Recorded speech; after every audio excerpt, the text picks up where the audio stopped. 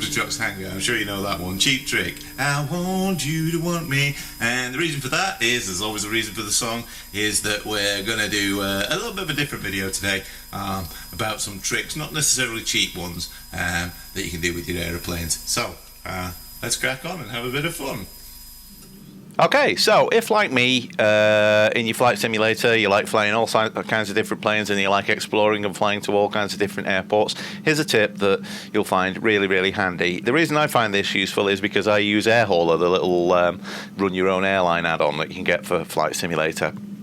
And what that means is that I end up flying all kinds of different planes from weird airports that I've never been to before, and very often flying them at or very near MTOW, the maximum takeoff weight, because I fill them full of cargo and they're full of fuel and what have you, because that's how you make money in that little simulator add-on. And so one of the problems can be is, are you actually going to make it off the runway of the airport that you're at after you've filled your plane full of cargo and fuel and what have you? And so what we're going to learn here is a little trick that's called the 50-70 rule. And what the 50-70 rule will do is it will tell you whether you're going to actually make it off the runway. Now, it's called the 50-70 rule because the rule is that if you haven't got to 70% of your takeoff speed by the time you've made it 50% of the way down the runway, then you're not going to make it and you should abort your takeoff. So providing you've hit 70% of your takeoff speed by the time you're halfway down the runway, you should be good. So for that, what we need to do is we need to know what the takeoff speed is for the aeroplane that we are flying in, and we need to know where halfway down the runway is. So here I am in the Captain Sim Boeing 757 in P3D version 5. So if you were curious as to know whether the Captain Sim 757 works in P3D version 5, sure enough it does, because here I am in it. Now, the 757 is well known for being very overpowered. So it can get off runways in pretty short order because it can accelerate very well. Typically, a 757 can get off the deck at about 140 knots in about 4,000 to 4,500 feet worth of runway. Now, we're at Liverpool John Lennon Airport, the UK 2000 add-on scenery for it. But even if it was at the default airport, the runway length is the same. And at Liverpool John Lennon, the runway is 7,500 feet long. Which means that halfway down the runway is about 3,600, 3,700 feet. Now, so we need to be able to tell when we're halfway down the runway, and we need to know our takeoff speed. Now, I've got this thing pretty heavily loaded. I've got some cargo on the thing. I've got 200 passengers set up on the thing. And so what I have determined from setting up the FMC, I've just done it really, really quickly. You can see that my V speeds are in there. I'm going to use flaps 5, and V1 is 145 knots, and VR, my rotation speed, is 148 knots. And when I hit V2, I'm at 152. So 148 knots is my speed. Now I've marked that with the speed bug on there, so I've put that at about 148 knots.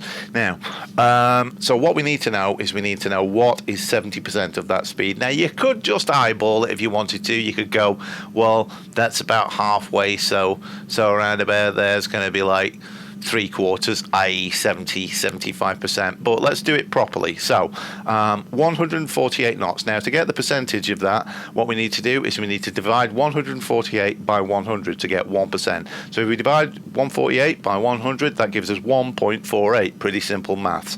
If we times 1.48 by 70 to give us 70%, that is going to give us 103.6 knots. So I know that I need to be traveling at 103.6 knots, i.e. just a little bit over 100 knots by the time I've made it halfway down the runway. Now, it'll be a bit difficult to see from here, but when we get on the runway, I'll tell you how you can know where you are on the runway and how far down you are. Now, keep in mind that for a runway, These piano markers mark the start of the runway. That bit behind it is not part of the runway. That is the blast area. Blast areas on runway are sometimes marked with yellow chevrons. They're not very often of load-bearing strength, so you shouldn't really be going on that part of the runway unless you're in a particularly light aeroplane. So the piano key markers here are the start of the runway. So I'm going to swing this thing round and line it up. Now, the marks on the runway are those piano key markers, and then probably the bit that I'm taxiing over at the moment will be the runway identifier, which in this case will say 27 on it because we're on runway 27, i.e. we're pointing towards the west. And the bit of marker that you can see in front of me, I'll just put the parking brake on for a second. This marker here that we can see is the touchdown marker. So about 500 feet after the piano key markers, you'll see this mark. That's the bit where your wheels are supposed to touch if you're landing properly. The reason they put it there and not right at the end of the runway is because if you land a little bit short or a little bit long, if you land a little bit short or a little bit too early, you've still got 500 feet to play with. But that's really where your main wheels should touch. Now, to help you do that, you have this marker here, which is the visual aim point. Now, if you're not using the precision approach path indicator lights, what you can do is you can aim for that, and if you flare properly when you're aiming for that, in most aeroplanes your wheels should touch down around about there. It doesn't work for everything.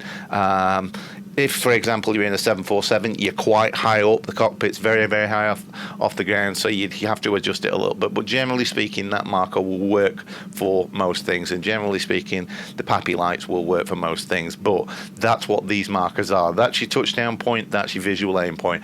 Now, every 500 feet after that, there are a set of markers that are the same as this that help you count off the distance. So there'll be one there that you can just about make out. That's 500 feet, then another one, then another one, then another one, and they have several of those markers. They don't normally mark them all the way down. Some runways do, but when you get past it, the other end of the runway, i.e. 09, if we were taking off the other way, has those same markers. So it has the piano keys at the start of the runway, it has the landing touchdown marker, it has the visual aim point, and then it has 500 feet markers. So when you get past halfway, you can see, you can count off how many hundreds of feet or thousands of feet you've got left. But there is another thing that can help us at this particular airport.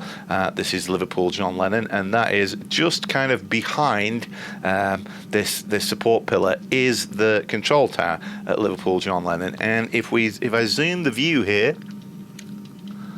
there is a little dirt track there that runs down to where the control tower is, and it's on the other side, and that is exactly halfway down the runway. And what I've done is I've parked a little World War II Willis Jeep there, which you can see. So that is going to help me know exactly where halfway down the runway is, which is going to be about 3,700 feet.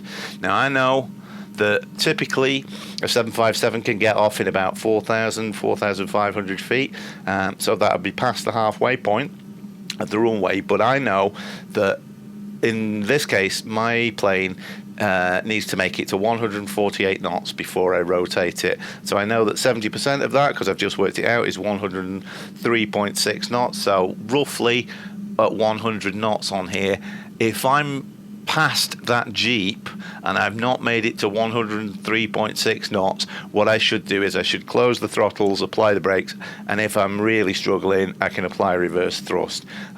So there you go. Now, keep in mind that takeoffs are they're also affected by wind. For example, if you've got a 10% increase in your takeoff length, something that can cause that is a tailwind. 2 knots of tailwind adds about 10% to your takeoff run. Temperatures at high temperatures on very, very sunny days, the air density is different, and that can add to your takeoff length. Heavy weights, that kind of thing, runway conditions that'll slow down your acceleration, so if the runway's slushy or wet or what have you. But we're on a fairly dry day here, fairly average temperatures, so we should be about right. So what I'm aiming for is not being past that Jeep by the time I hit about 100 knots. So I'm fairly confident that we're going to make it, but this is the 50-70 rule being demonstrated, so let's get that throttle on. Now, of course, because it's a jet, and they don't always spool up at the same speed on both sides. You don't ram the throttles fully forward. You make sure that they're both spooled up equally, and then you push them up a little bit. So here we go. Keep an eye on that Jeep on the left hand side. Now the airspeed's coming alive, and we're coming up to 70 knots on the airspeed indicator and 80 knots on the airspeed indicator. 90, we're going up to 100. There's our 70%, 103. We're well before the Jeep, which we're just passing now, so we know we're going to make it and we don't have to abort the takeoff. And we're coming to our rotation speed of about 148 knots, and so up comes the nose, and we made it no problem.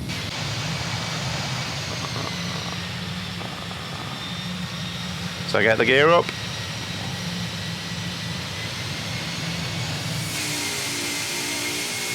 And there we go. It was never going to be a problem for the 757 because it's massively overpowered.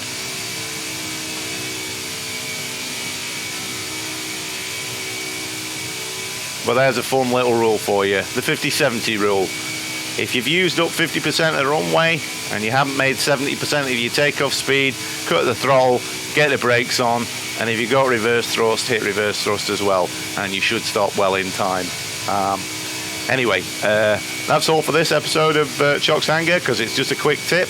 But if you like this sort of thing, let me know in the comments, and I'll give you some more fun tips that you can use in your flight simulator. Anyway, take care, everybody, and have fun. And happy landings. And takeoffs. Bye.